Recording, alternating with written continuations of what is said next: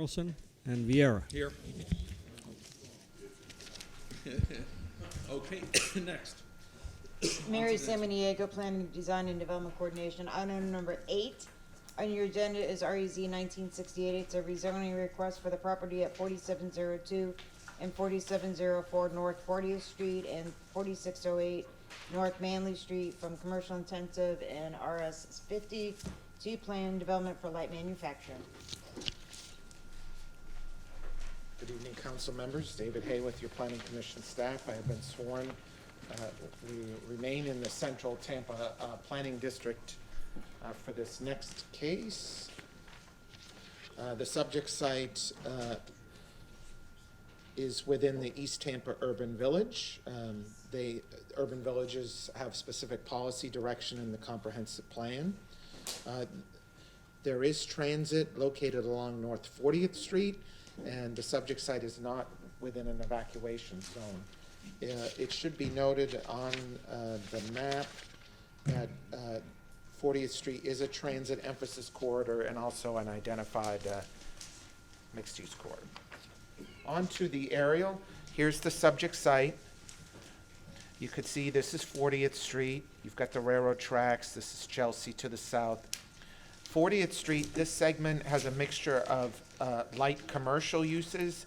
There's some churches. Mount Calvary Seventh-day Adventist is to the north. There's Mount Olive Missionary Baptist kind of to the southeast.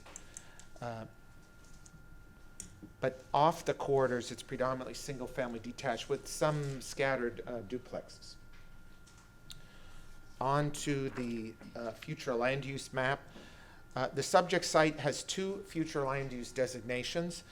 The front portion, roughly 0.34 acres, is designated that community commercial 35. That's represented by the red. In the back, the approximate 0.48 acres remaining piece in the back and all this tan is that residential 10. That's predominantly single family detached. And then there is some higher density planned along East Osborne and north east up on Louisiana and Ellicott on the east side. The project site, again, is within that East Tampa urban village. Within urban villages, developments with multiple future land use designations may proportionally weigh the floor area ratio over the entire site. Permitted uses within each land use category may be considered anywhere on the site through an improved planned development zoning. The floor area ratio of the proposed planned development is proportionally distributed over the entire site and within each land use category, and that is consistent with the policy direction in the plan. This portion of North 40th Street corridor is characterized by a mix of light industrial, light commercial, single-family residential, and public, semi-public uses. The site adjoins some light industrial uses to the south and residential uses to the north. Planning Commission staff encourages the applicant to ensure that the development is appropriately buffered from the adjoining residents to the north of and to the west of the site along East Curtis Street. In conclusion, Planning Commission staff finds that the proposal is consistent with many of the policies in the comprehensive plan related to redevelopment in our urban villages, and based on those considerations, Planning Commission staff finds the proposed rezoning consistent with the provisions of the Imagine 2040 Tampa Comprehensive Plan. Thank you. Thank you, sir. Thank you. Mary Samaniego, Planning, Design, and Development Coordination. This property is on 40th Street. Here, again, they're asking for a planned development for light manufacturing use. It's a little over 16,000 square feet. It's 16,425. The property to the south is also already a manufacturing use. This property is one lot to the south of Curtis Street.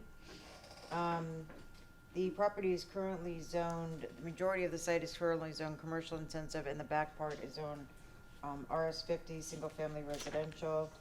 The site is currently vacant. It is surrounded by single family residential uses to the north, south, and west, and then to the direct northeast east across 40th Street and to the south are other manufacturing, retail, and office uses.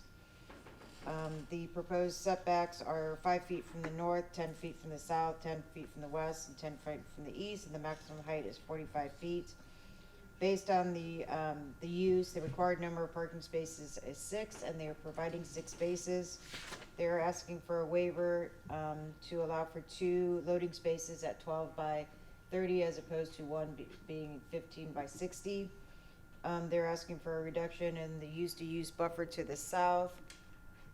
The property to the south is owned by the city of Tampa, but technically it's a municipality use, so instead of a 15-foot buffer, they're asking to reduce that down to a 10-foot landscape buffer with the CMU wall. And then the other two, the other waiver, it's a correction of the staff report, is to 27-284 to allow the removal of 2 non-hazardous grand trees, a 32-inch pecan and a 54-inch oak tree to reflect the current tree code with noticing requirements for removal of grand trees. If this is approved, there are some changes between first and second reading. With the Planning, Design, and Development Coordination Department found on page 2 of your staff report. The Urban Design Department did find this consistent with a couple of changes between first and second reading to clarify the requirements for buffering.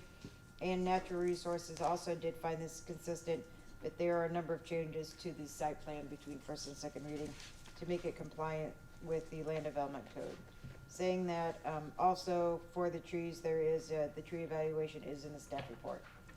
So saying that the Development Review and Compliance staff has found this consistent with the City of Tampa Land Development regulations.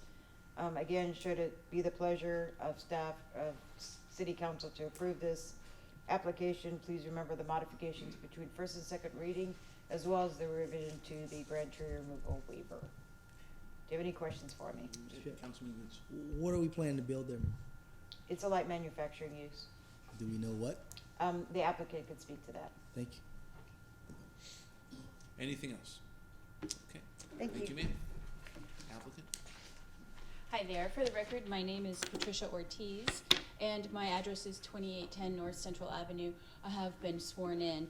And to answer your question, exactly where I was going to start, we are proposing to construct a light manufacturing use on this vacant lot to allow for the production and transportation of Mediterranean cuisine. The property owner works for Global Food, or is associated with Global Food, which is a food manufacturer of Mediterranean items such as falafel, hummus, tabbouleh, etc. We are asking for the waivers as described by Mary, and I'll put a little graphic down for you to take a look at. This area in red identifies our loading dock area. And as Mary mentioned to you, we're asking for 2 smaller loading docks rather than the one larger at 15 by 60, and that's because our product is small. It's food items. We're going to be using box trucks rather than semi-tractors and trailers to transport the goods. We're also asking for reduced buffer just for 85 feet right along this southern property boundary, and that's where the property abuts land zoned RS50 but owned by the city. This lot is also vacant. The 2 trees that were spoken of, we have a 32-inch pecan tree and a 54-inch oak tree. These trees have been evaluated by Natural Resources staff, and we've received a recommendation of consistent from Natural Resources.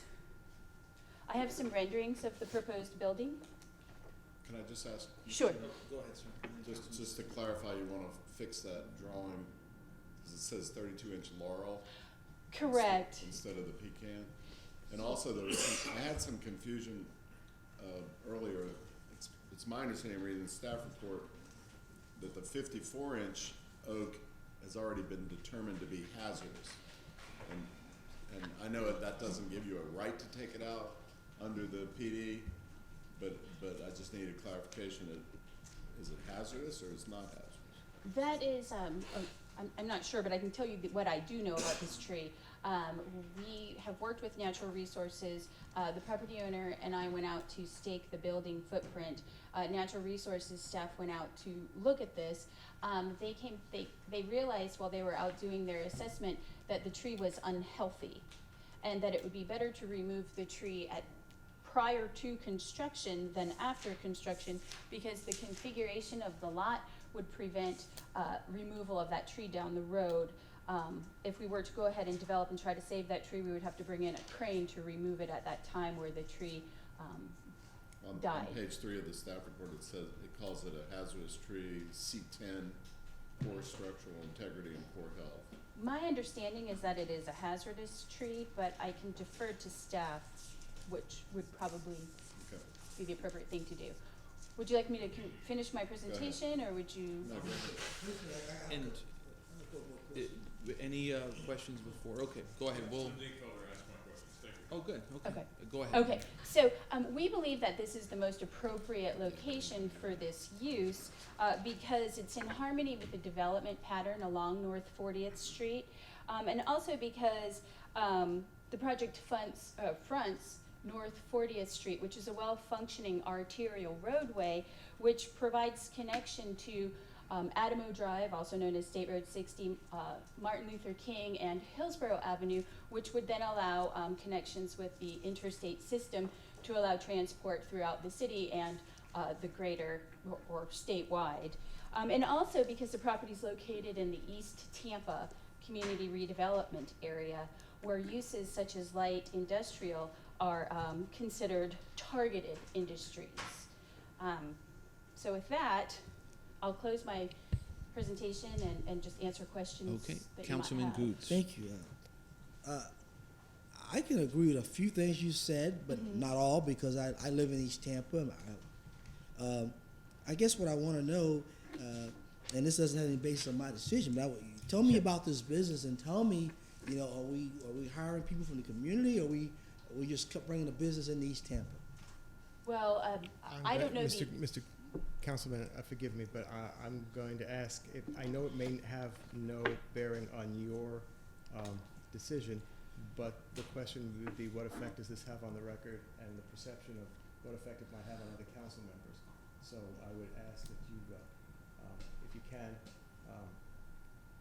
confine your questions to those. And the reason I'm asking that question, because I'm sure I'm going to get a bunch of phone calls about this business, what's there, what's the purpose. So I just want to make sure I'm clear what's going there, and I have a clear understanding the total purpose of this building. this building. May I just add one other thing, and you can inquire of staff because I don't want to testify to this, but right now you have a PD with the use of light manufacturing. Correct. I'm going to get to that. I'm going to ask staff about that. Okay, so the question ultimately is whether the use, not the particular type of business or the purpose of the business is relevant, but the use involved. And I can ask staff that, you know, I'm looking at, you know, we have to change this PD. What else could be there? Let's say we approve this and 5 months later this business goes. What else could go in this spot? Staff.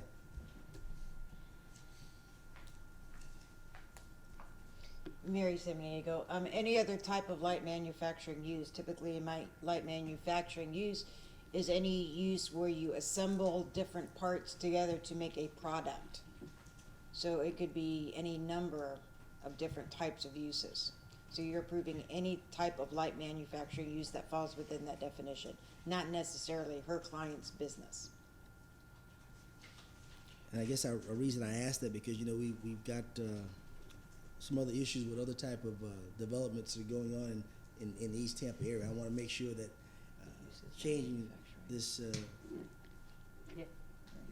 this use won't affect what we already have established or bring something new that we really don't want there. So, and I think you kind of know we've got some other issues on Henry, so that's why I'm asking that question, you know?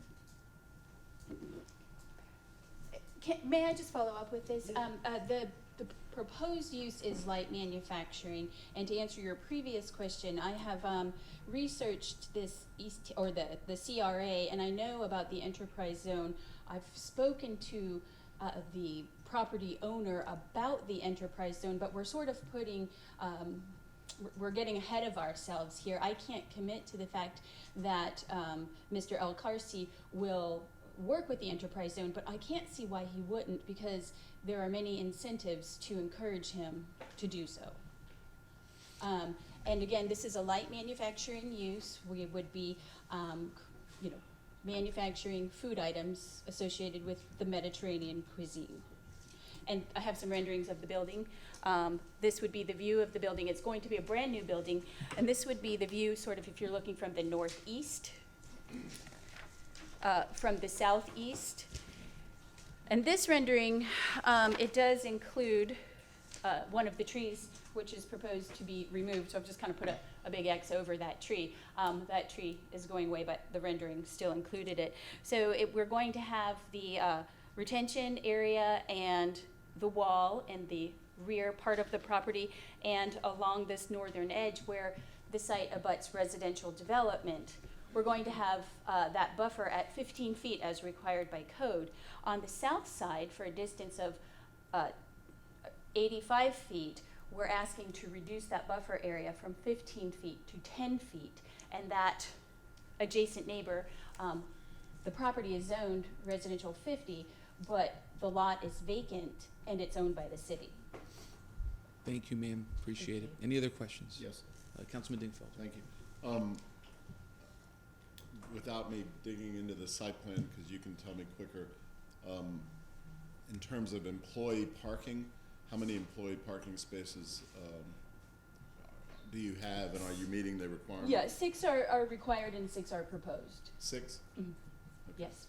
And so that's approximately the number of folks you anticipate having, or you expect some to get there by other means? No, the required parking is based on the number of employees, and we're required to have Square 6 parking square spaces. footage. Yes. Okay, anything else? Thank you, ma'am. Appreciate it. Thank you. Okay, anybody here from the public here to comment on item number 8? If so, please come forward. I'm sorry, sir, Mr. Dingfelder had asked for comments regarding the oak trees. Okay. I was feeling sorry for the pecan, especially this time of year. Is it pecan or pecan? Go for it, sir. I'm Bill Boers with Natural Resources. And what's your specific questions again? About No, it's just there was some discrepancy in the original verbal report versus the written report, so. I think it's already been clarified. The oak tree, the laurel oak, is on the decline, and you're okay with it being removed? Yeah, I had my boots on the ground on that one, and it's got ganoderma, holes throughout the trunk. It's subordinate to a nearby tree, meaning that it's one-sided. Advanced state of decline. Doesn't make any sense to put this in any kind of development, and even as a standalone tree with no development, it kind of wishes it was dead. And the pecan or pecan, if I was more sophisticated, is right in the middle of the building. Is that? Yeah, and that's not a good tree either. It's got 50% of it of the canopy is just dead, and the reason why I didn't make the staff report as a grand tree was because when this project started, it was not a grand tree. Back in June, the definition of grand tree changed from a 34-inch tree to now a 32-inch tree is a grand tree. Lowered it by 2 inches, but we determined that because it started out as a non-grand tree under the old code, because it just missed it by a couple inches, we didn't include it in the report, and it wasn't much of a tree anyway to include in the report. And they have to pay into the tree fund for some of these removals? We're hoping they get most of this mitigated on site. That's our goal. The tree fund is really just a safety valve if it cannot fit on site, and we do our darndest when we talk to these people to make sure they get the adequate mitigation on site. We want to see canopy on site rather than money into the fund. Thank you. Thank you, sir. Okay, public comment for item number 8. If you're here from the public to comment on this item, please come forward. And so we know how many folks are here to comment. If you could, okay, one more. Okay, go ahead, ma'am. State your name, please. Well, good evening. It's a long night. Mona Judge, 4713. I'm directly across the street from the location. So we're going to say I just found out about this Tuesday. One of the neighbors directly behind the lot came to my job Tuesday to tell me about it. And of course, they asked me to come down. And we didn't know what it was gonna be, but I do know in June, I leave on the weekend and I come back Monday and there's goats on the lot. We called downtown, we called Orlando, Mr. Goose, Representative Goose, and they stayed there for about maybe 3-4 weeks before the goats were gone. I leave again, and I come back to work on Monday, and it's a junkyard. They got cars, they got trucks, and we just don't believe that should have been zoned for homes. It's always been on that side of the 40th Street. Even right to the west of them is a building there, and it's a small manufacturer. They don't keep it up. It is not what East Tampa is looking for. I think that would be better on Hillsborough. That is where most of that kind of operation is going. And for jobs, it's not that much. I mean, we're looking for a living wage. They're not going to be paying that kind of money.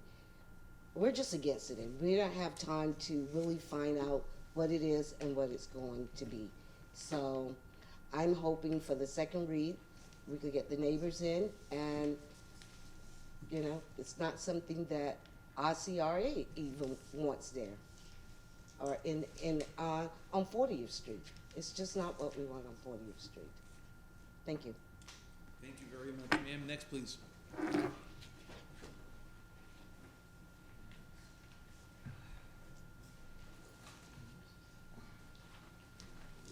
Good evening, Connie Burton. I believe this is what happened when a community don't have a comprehensive strategic plan. And of course, this is America, so people can purchase property and do what they want. But I think a better approach would have been, as being a good neighbor, to speak to our CRA, to let us know the intent as we continue to struggle to uplift the community. That yes, a new building is coming and we need employment. There's no guarantee other than they will be there, but how do the community benefit as a result of them coming? I would hope you would take that in consideration. Give our community an opportunity to build out instead of the availability of vacant land, people seeing it as a prime opportunity for them, but it's not matching the footprint or the desire of the community. Thank you. Thank you, ma'am. Anyone else? Okay. Councilman Goods, Let me go ask ahead, a sir. question to staff. If I recall, normally when new businesses are trying to get into East Tampa, especially in that CRA zone, the CRA is normally notified about. Is that correct, or am I incorrect on that?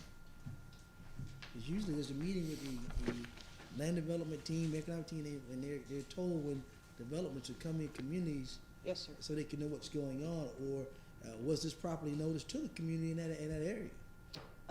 The CRA East Tampa staff representative was routed the plan for review, and I received no comments from them. So you're saying you sent this to the CRA manager, and you have not received anything from the CRA manager in reference to this project? No, sir.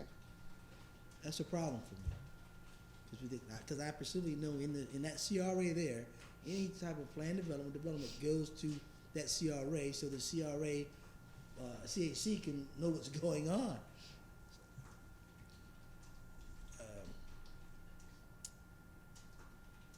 Was it duly properly noticed in the community? Was the community notified? The required neighborhood associations were sent notice, and the surrounding property owners within 250 feet. What neighborhood association were notified?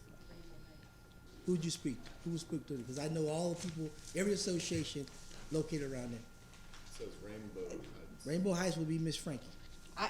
Staff doesn't send notice, Right. the applicant does. Speak. No, Again, Patricia Ortiz for the record. I complied with the notice requirements. I sent a letter by certificate of mailing to the Rainbow Heights Neighborhood Association addressed to Ms. Frankie that you're referring to, but I don't remember the last name of this person. But a letter was specifically mailed to this person, consistent with the notice requirements. The site was posted with signs indicating public notice or public hearing was to occur on this date, and I haven't received any calls or questions from anyone in the community, not even the community leader. So, Because you have Northview Hills that's just on the other side of 40th Street. Why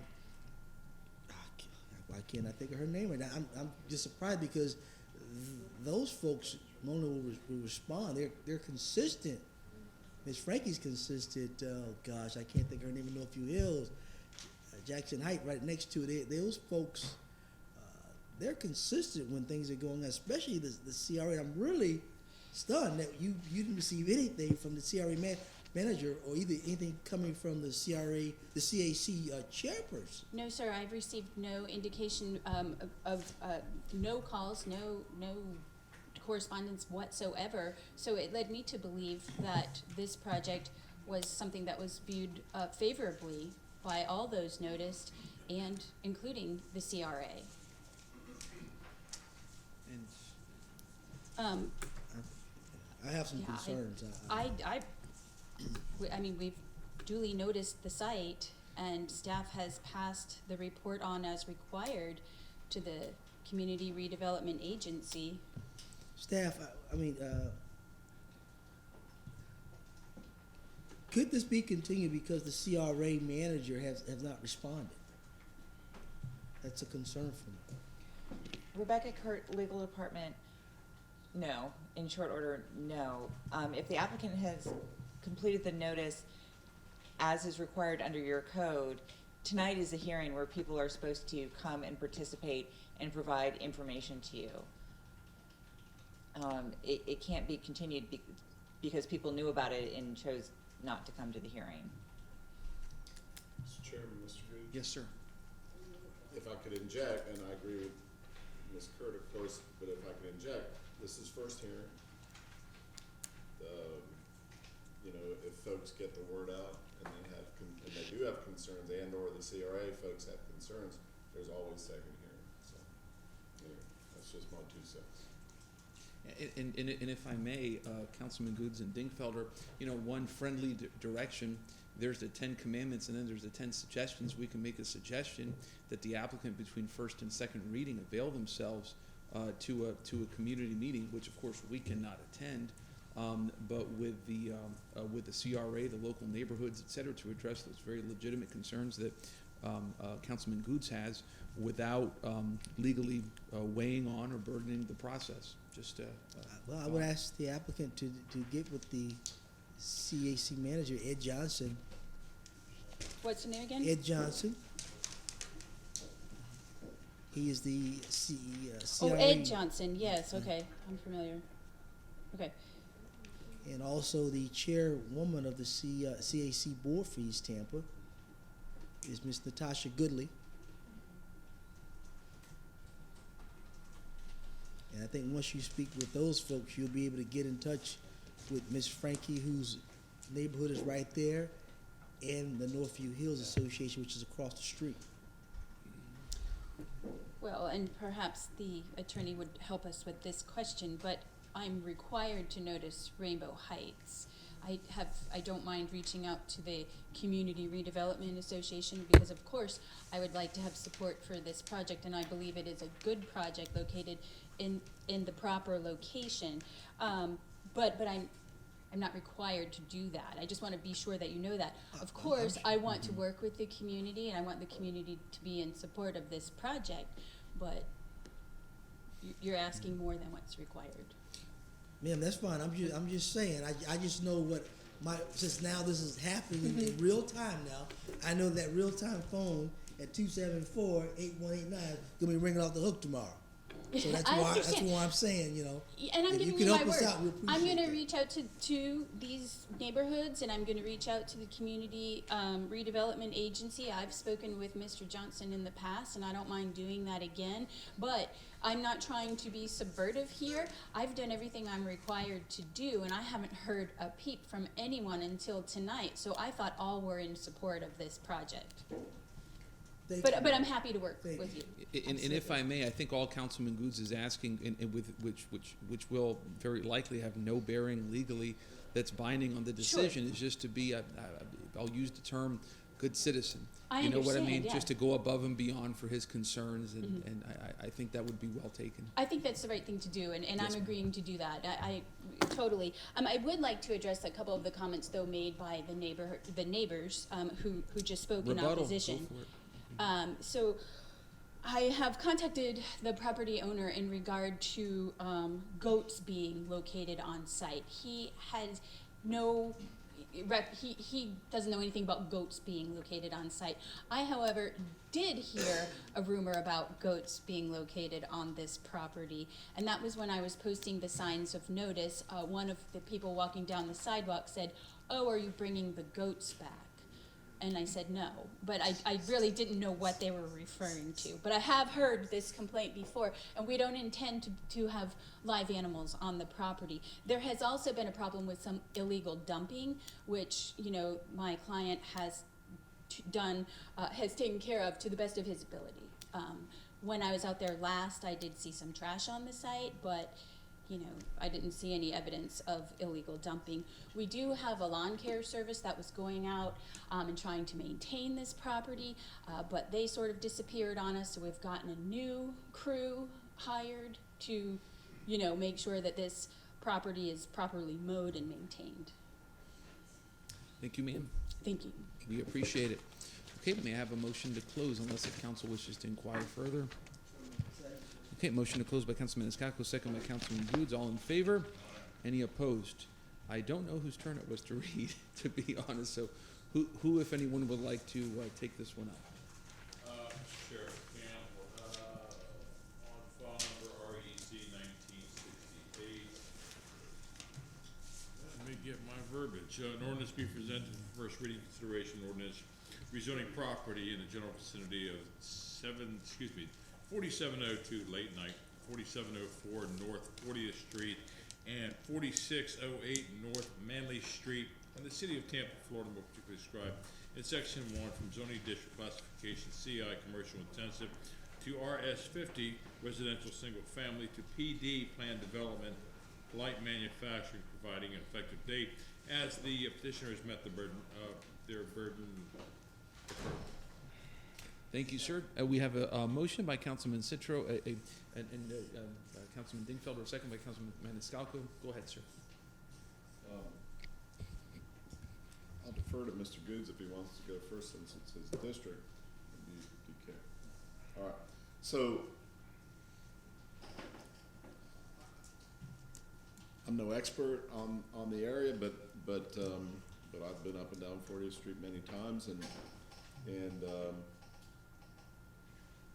you know, what I see on the immediate surrounding property, it said, at least looking at the site plan, it said vacant lot, city lot on the immediate surrounding property. The fact that it's light manufacturing, and I'm not seeing any external manufacturing, any dust, dirt, you know, like it's not like the cement plant that's over there on 50th and that sort of thing. This is sounds like a relatively, well, it's food. It's gonna be a clean process, 6 parking spaces, relatively small building, and hopefully a handful of, you know, a half dozen jobs. Legal staff has indicated we can't get into who gets those jobs. That's beyond the purview of zoning. But with all that said, it sounds to me like it might be positive for the neighborhood. I'll agree and vote with the motion to approve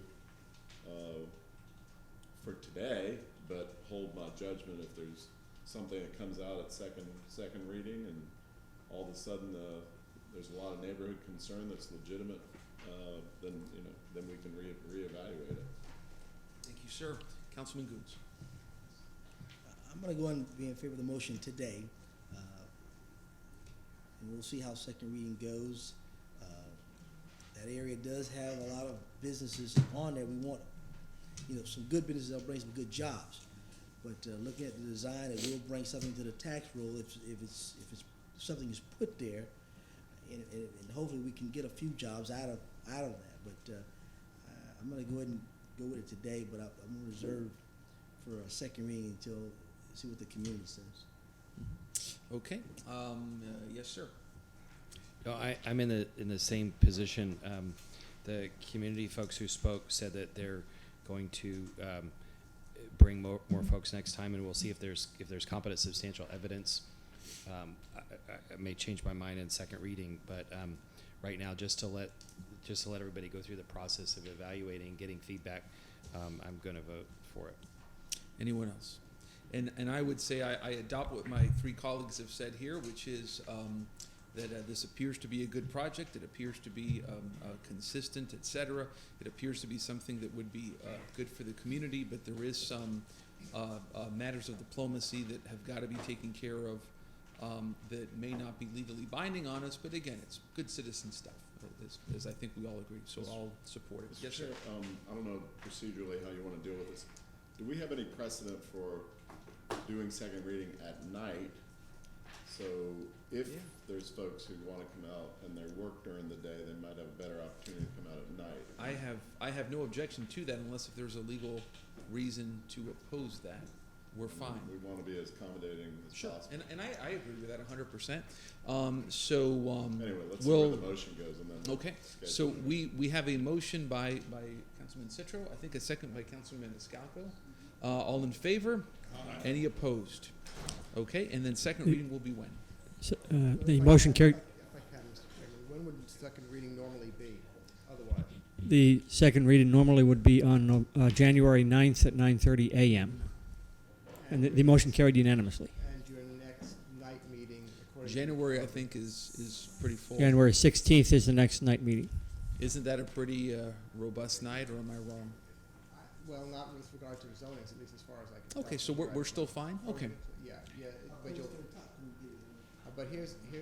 Yeah, is it possible to put it? First on the agenda. Yeah. Did you want to hear from the applicant with regard to that date? Is that okay with you, ma'am?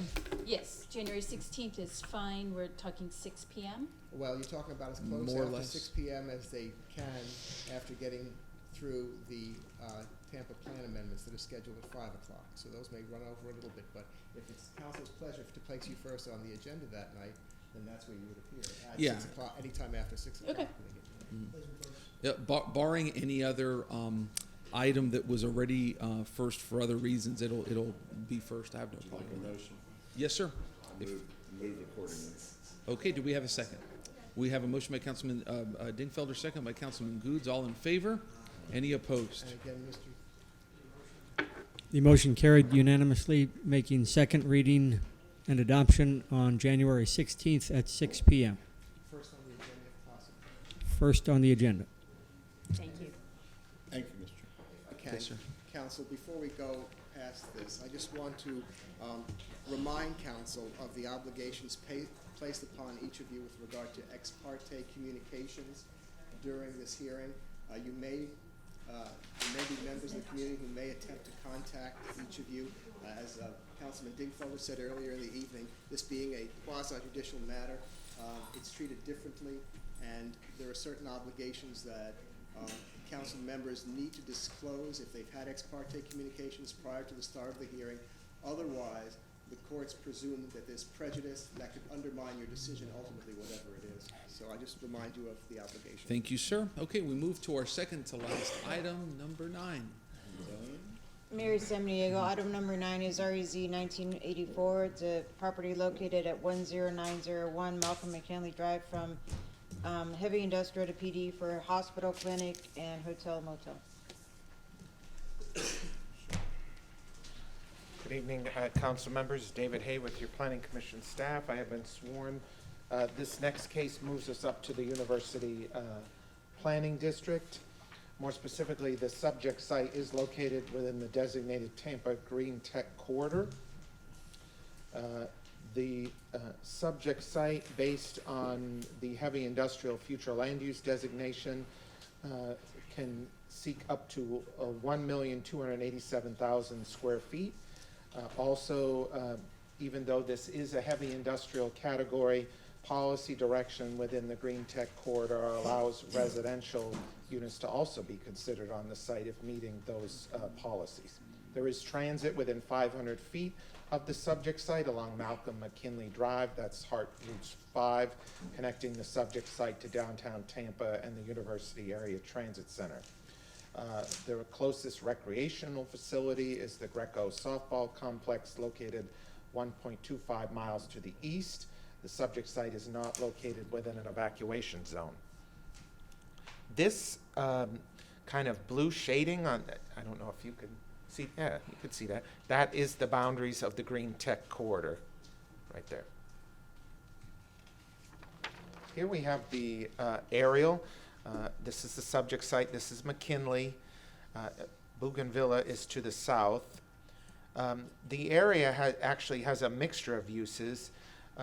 To the south and north is actually the Pavilion's apartments. The Province apartments. Then to the southwest is the Lodge at Lakecrest.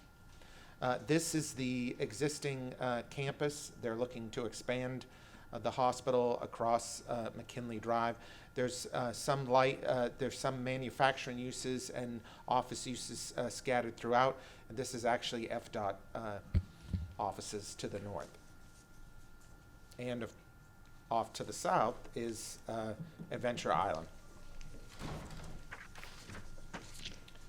Here we have the future land use map. The subject site is that the black color, that is the heavy industrial future land use category. The pinks scattered throughout have been plan amendments in the past to that community mixed use 35 to allow for those residential developments to occur. And then the single family detached is located east of 46th Street. The subject site, again, is located within that Green Tech Corridor. The main objective of the Green Tech Corridor is to create economic development opportunities that attract, retain, and cultivate high-quality jobs for the citizens of the city of Tampa. The targeted industries are outlined in the report. Those are directly from the comp plan. Staff has reviewed this, and the provided site plan furthers the policy direction related to the Tampa Green Tech Corridor. Those are land use policies 8.12.4 and 8.9.3. Overall, the submitted site plan properly addresses the Malcolm McKinley corridor by placing the building and landscaping toward the roadway and placing the majority of parking areas either into structures or toward the rear of the site. The site plan provides for a pedestrian circulation plan connecting all major structures and with the sidewalk along Malcolm McKinley Drive. Finally, the site plan does provide for a mixture of uses. There's a clinic and hotel component, lodging, which is encouraged in new employment centers.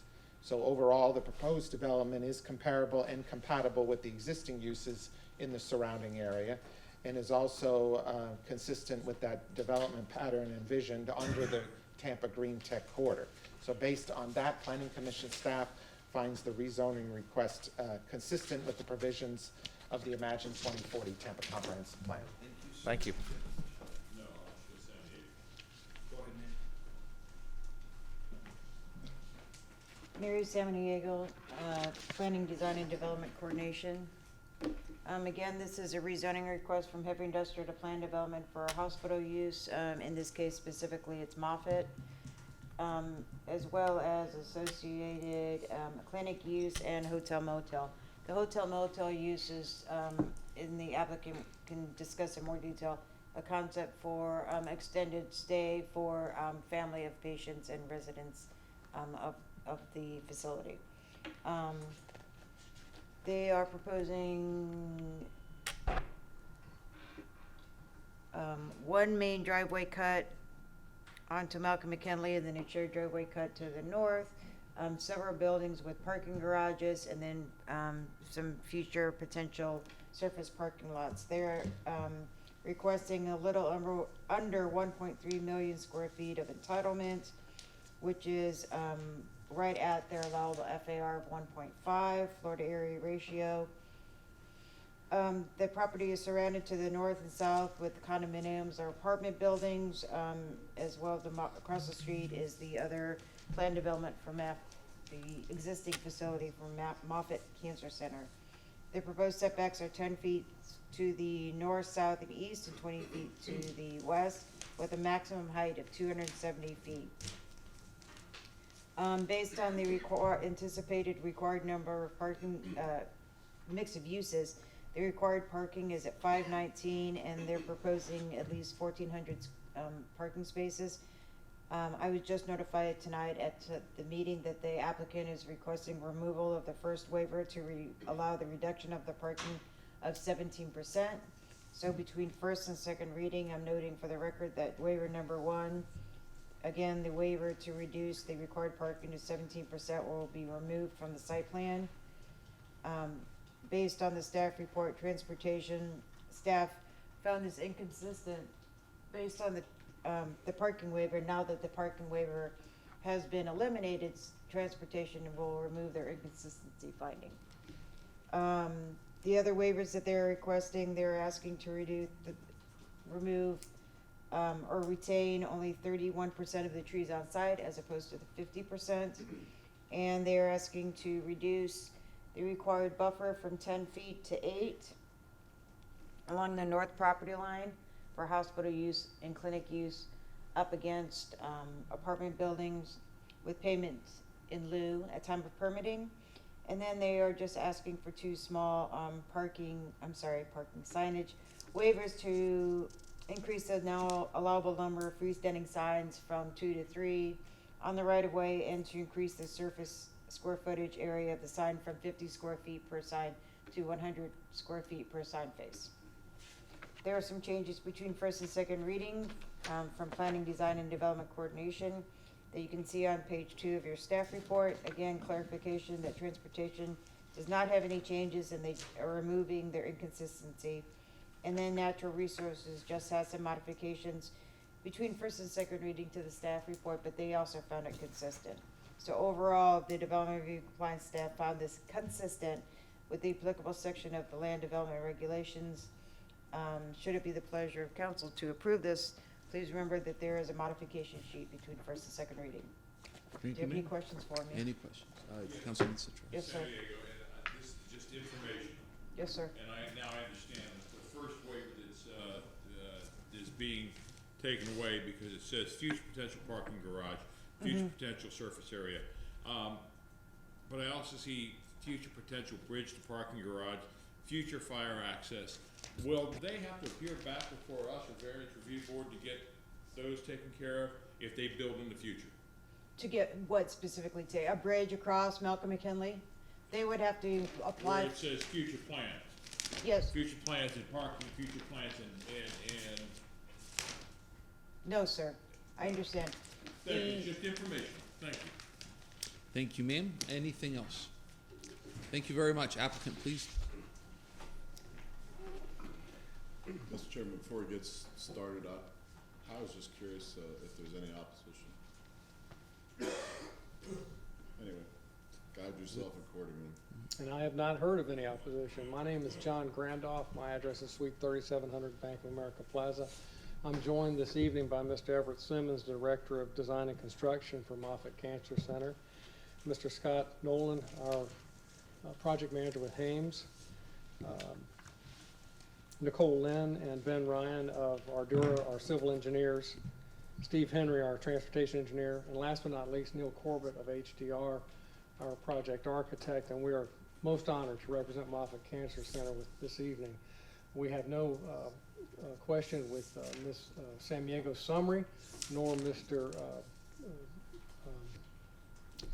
David Hayes' summary and conclusions to you and recommendations as to the comprehensive plan. Moffett owns this property. This is an administrative building right now. It will be demolished, and eventually we'll be back to you to approve a link over McKinley Drive to tie it with the western campus that they have. This will be a state-of-the-art medical center. We're here to answer any questions you may have. We respectfully request your approval this evening. Thank you, sir. Any questions? I have one, Mr. Randolph, if I may, and this has no bearing whatsoever on my decision tonight, but we have here the Terrace Park Neighborhood Association, which has kind of gotten off the ground, and they're doing great. They're usually getting 40, 50 people at their meetings a month. Have you, because I can't be in contact with them on this, have you been in contact with them on this? And obviously you send out your notice, et cetera, but have you told them in terms of what's forthcoming to the community? No, we did not independently contact them. We provided notice and posted the property. Mm-hmm. Okay, I mean, could you do me a favor and do that? May I ask that? Be glad to. Okay, I read Lesem Ramos. We can give you the information. That's the gentleman who is the president, Lesem Ramos, RAMOS. I'm tired. Just a nice gentleman to talk to, just for just to let the community know and whatnot. So. His first name again? Lesem, Lesem. Ramos? Yes, sir. Yep. And he's with Terrace Park? Yes, sir. Yep. And if you need to call my office to get his information, we got it. I will do so. I'll find him. You want me to talk to him and then report to you at the second reading? If you don't mind. Glad to do it. Just as a courtesy to, because they're Guaranteed. really working hard, and I always love working with them. And again, do it. I can't contact them, obviously, so. We'll take care of it. Thank you, sir. Appreciate My it. pleasure. Any other questions? Okay. Thank you, sir. That's all we have. Anybody here from the public here to speak on this item? Motion by Councilman Miranda, second, I think, by Councilman Maniscalco. All in favor? Aye. Any opposed? I don't know who's next. Councilman Maniscalco, you want to take this? Okay, go for it, Bill. Yes, sir. Would like to move file number REZ 1984.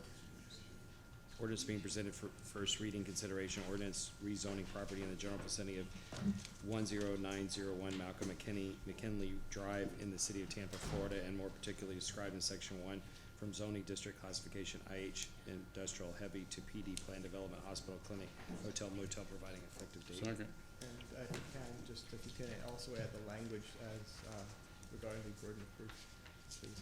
Yeah, there's it. And that they've submitted the sufficient evidence for the burden of proof. Is that enough? Yes, and it's consistent. Pardon? I don't know if you have the sheet in front of you, but the statute requires certain findings with regard to being consistent with the comprehensive plan, and specifically if you want to reference the findings or the competent substantial evidence is sufficient. But that being said, Adopting what he just said. Okay, it would be better if council did it. Ms. Kurt, is there something else? I know it is getting late. The other thing I'd also ask is to include the revision sheet, please. And including the revision sheet. Okay, we have a motion by Councilman Carlson. Who's second? Councilman Miranda. All in favor? Any opposed? And The motion carried unanimously. Second reading and adoption will be on January 9th, 2020 at 9:30 a.m.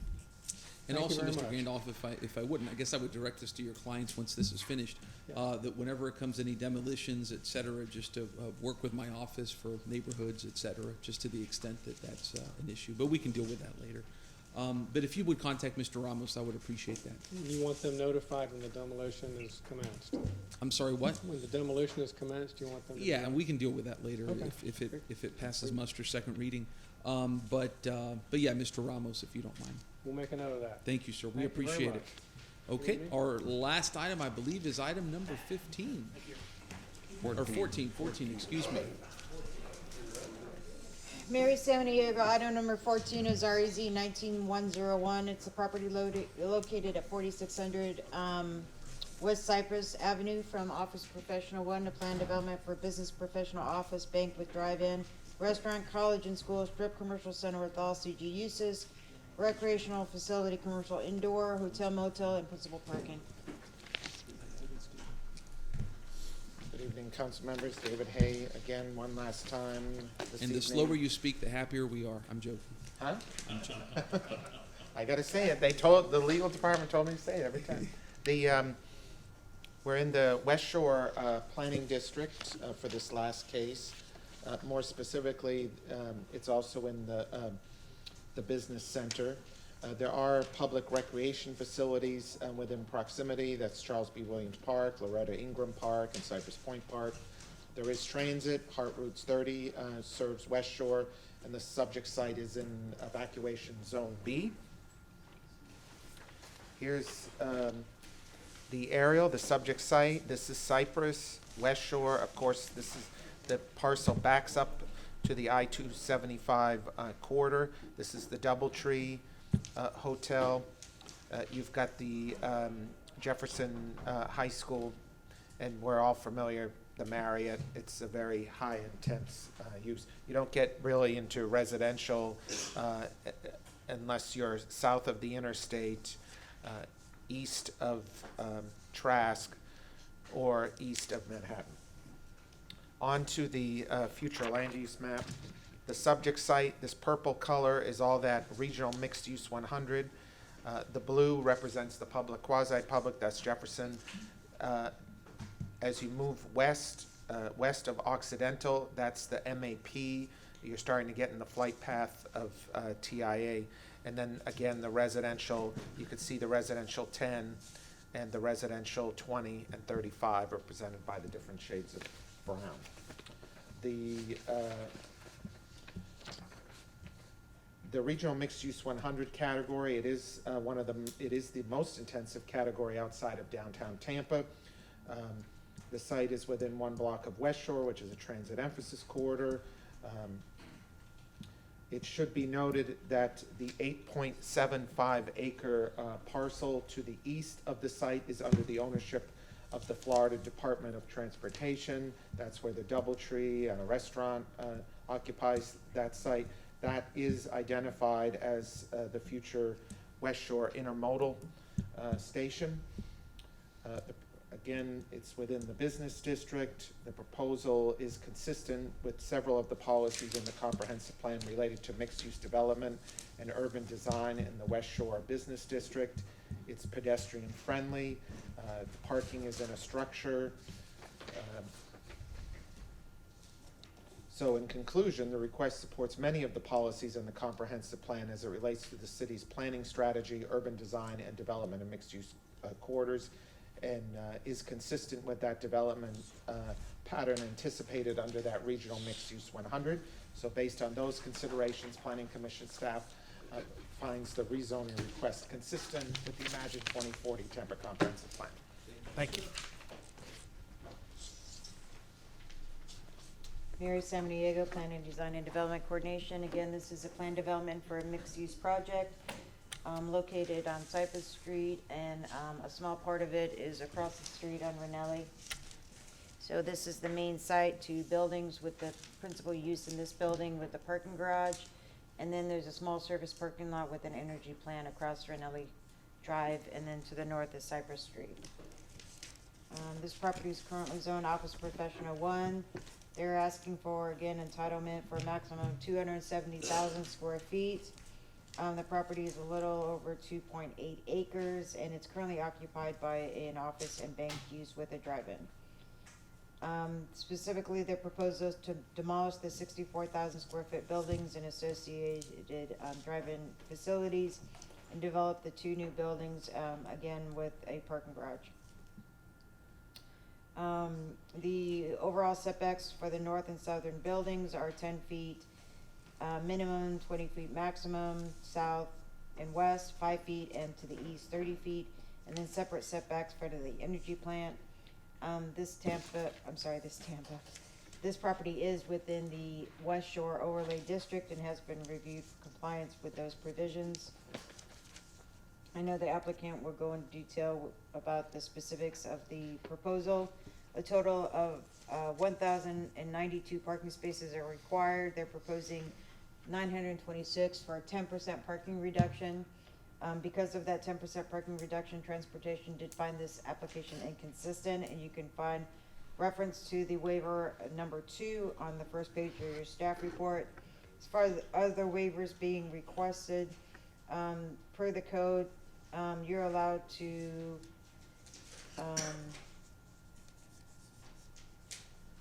remove up to 75% of the trees on site. They're asking to remove 89%, so that is that is a waiver that is being requested. However, Natural Resources did not object to that. Because of the site and stormwater and flooding regulations, a considerable amount of fill is required to be put on the site, up to 3 feet. Because of all that fill being placed on the site, most of the existing trees would effectively removed. They're asking for maneuvering in the right-of-way for Ranelli, for delivery drivers, again, because part of the site is across a right-of-way. There'll be some maneuvering between the two portions of the singular use across this right-of-way, so there's a maneuvering in the right-of-way. Request for deliveries as well as solid waste provisions. They're asking specifically for the removal of 2 non-hazardous grand trees, again, a 36 and a 34-inch. Again, there's comments from Natural Resources regarding this in the staff report. And then the final waiver that they're asking to 27284.4 is to pay into the tree trust fund for any mitigation and required trees that cannot be planted on site.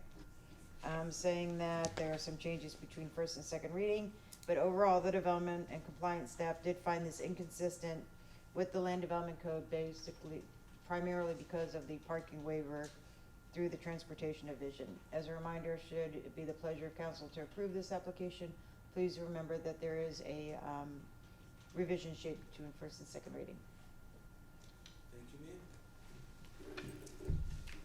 Applicant, please. Good evening, Mr. Chairman, council members. My name is David Mechanic, 305 South Boulevard, Tampa, Florida. I'm here on behalf of Highwoods Properties.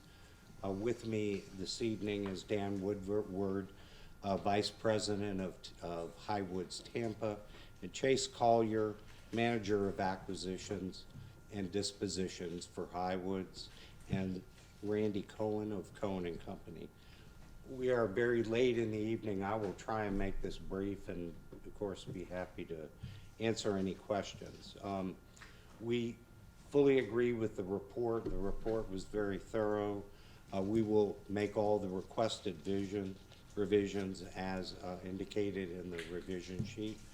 I would just remind council, we are in the West Shore Business District, which is the largest office district in the state of Florida. The regional mixed-use land use category is the most intense anywhere in the city outside of the downtown area. As Mary mentioned, the necessity for the waivers concerning the trees, it has to do with the physical minimum flood elevation requirements that we have to meet in order to build the building. And this is truly a mixed-use project. The 10% waiver for parking is rather modest and is justified based upon shared use with the mix of uses, which is a very typical reduction that council often approves in these situations. And with that, I will stand down and just solicit any questions you might have. Thank you. Thank you, Mr. Mechanic, and all of your team for being so patient, waiting this late in the evening. My only question is this: it appears the building's sort of being, ultimately will be built sort of on spec, and that's why you include a lot of potential uses, because you don't necessarily know what's going in. And I understand and appreciate that. I have no problem with that, but I guess my question to you, Mr. Mechanic, and or staff, is this notion of strip shopping center with all CG uses. What's the relevance of strip shopping center and this modern futuristic building you're about to build? Well, it's an anomaly because it's simply a defined use in the city code, and strip shopping center allows you to do a variety of things that you might imagine would go in a shopping center, although this obviously is not going to be a shopping center, but it allows a mixture of personal services, you know, like a dance studio or a physical fitness facility. It allows all different kinds of retail uses and restaurants. It's a catch-all category.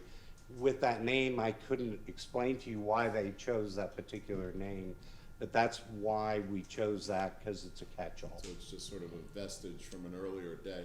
Yeah, I mean, in the old days, I guess it would have been for a strip shopping center, but. But this is more just more kitchen sink. Correct, correct. To be Yes, able to catch exactly. as many uses as possible. Okay, thank you, Mr. Chairman. Anything else? Okay, anything else, Mr. McKinney? No, thank you. Thank you. Appreciate your approvals. Thank you, sir.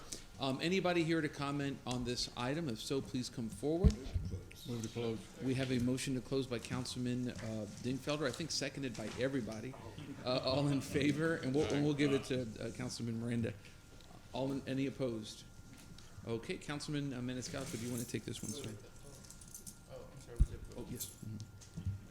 Thank you very much, Mr. Chairman. I have an ordinance being presented for first reading consideration, an ordinance rezoning property in the general vicinity of 4600 West Cypress Avenue in the city of Tampa, Florida, more particularly described in section 1 from zoning district classification OP1, office professional 1-2 PD, plan development, business professional office, bank, drive-in, restaurant, college and school, strip shopping center with all CG uses, recreational facility, commercial indoor hotel and motel, and principal parking, providing an effective date and including the revision sheet, because the applicant has met its burden of proof, has provided competent and substantial evidence that the development as conditioned and shown on the site plan and with that revision sheet is consistent with the comprehensive plan and city code.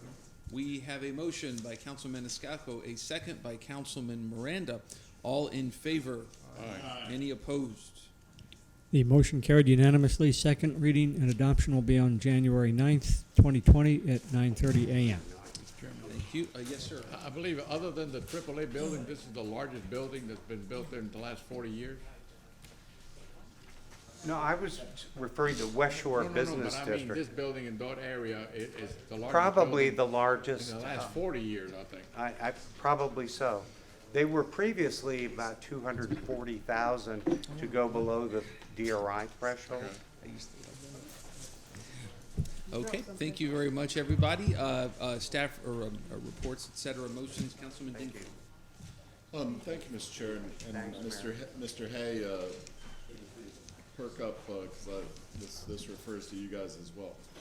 I'd like to make a motion that in the March 26th council workshop at 9:30 a.m., which appears to be open, that we would get some additional information about urban villages from the Planning Commission staff and from our own planning staff.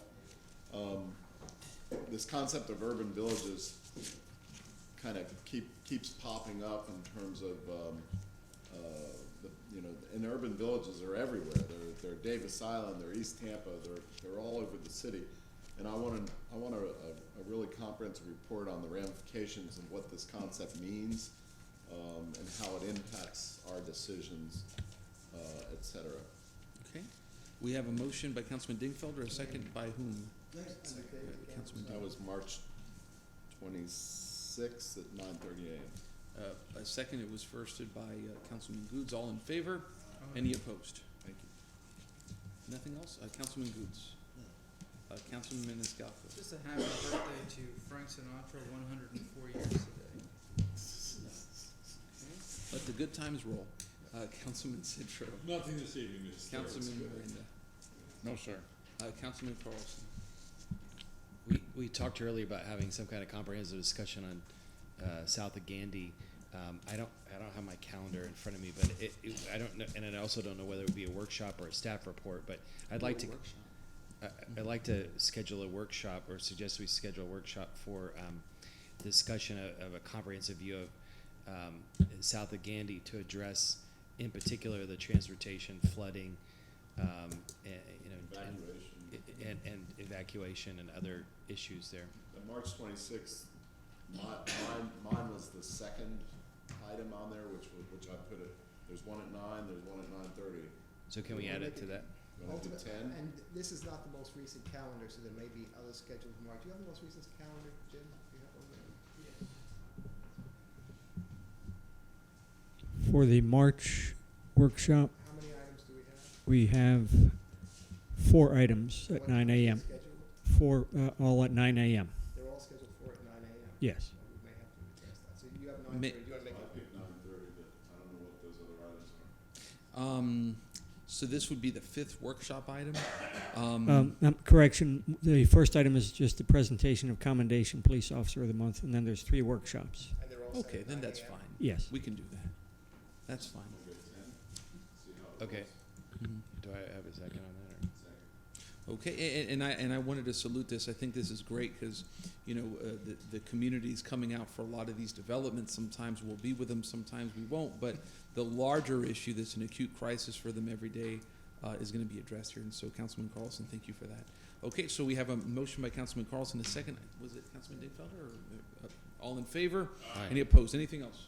Nope. Okay, and just really quick, if I may, for me, I just quickly, motion for report at the January 23rd, 2020 meeting. No in-person appearance necessary from the Transportation Department on the status of repaving North Boulevard and Country Club Drive in Forest Hills was supposed to be done a year ago. And it still hasn't gotten done because of stormwater problems. Yes, sir. Yeah, of course. I'd like them also to come to talk about, Though mine's just a report. Microphone, please. Oh, your microphone, if you could put that in front, please. oh, yours just report. I don't need more than that. I mean, I just. Well, I can go with a report as well. The repaving of the area between Nebraska East, 11th Avenue, 10th Avenue, all up in that area. Those communities complain that they haven't had any road work done in decades. I kind of mentioned to the chief of staff, but I'd like to get a report from Gene Duncan in reference to that. Sure. A written report is part of yours? Yes, and if I may, I would like separate sections for each of those because there's, and we can do it at the same time, I have no problem with that, but just separate sections. Our challenge with this is, this was to be repaved in January of 2019. And due to stormwater problems, the communities had to wait, almost a year and counting, which is something else. So there you go. And I guess a second by, you want a second? Yeah, Mr. Cruz, let's make that more clear. From Palm Avenue North, Nebraska East to 15th Street to the east. That way it covers that whole section right So there. we have a motion from Chairman Vieira with a second from Councilman Goods. All in favor? And then I want to hope everybody goes, if you're able to do so, to Snow on 7th. And then the following week, we have one of my favorite events, the menorah lighting, where I'm always scared for my life when we go up that is the worst. Wait and see. You gotta go Yeah. up that scaffold there. It's a great event, but man, that is scary. Cohen told me. You'll see. All right. And Mr. Motion to receive and file? No, well, if I can, before you do that, I just have a couple of issues that I'd like to bring to council's attention. The first one being just a reminder, council, it's a special discussion meeting, which means a quorum is not necessary. Monday morning at 8:30, from 8:30 to 12:30 is the 4-hour ethics training here. If you're here, great. If you're not, it's going to be recorded by CTTV. It's not going to be broadcast, but it will be available to you on streaming, so you can watch it at your convenience. And same thing with the legal. I like it, a live performance, so I'll be. Okay, I'll give that to you. And the other thing is just a reminder, council, you had, with regard to your denials tonight, just please be conscious of the fact that you may be questioned about it. You have a 30-day appeal period that the petitioner has, so please remember that when, if you're approached. Thank you. Council members, can I ask a clarifying question regarding the study for South Tampa? I'm assuming you're referencing the South Tampa Planning District. I know south of Gandy? South of Gandy, specifically south of Gandy. Okay, see, I'm glad I asked. Thank you. Move to receive and file. We have a motion by Councilman Scott, second by Councilman Goods. All in favor? Any opposed? I wanted to get out of here before Friday.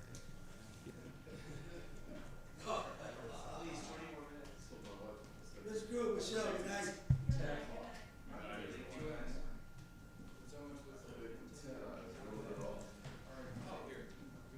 And Jim, here's my motion.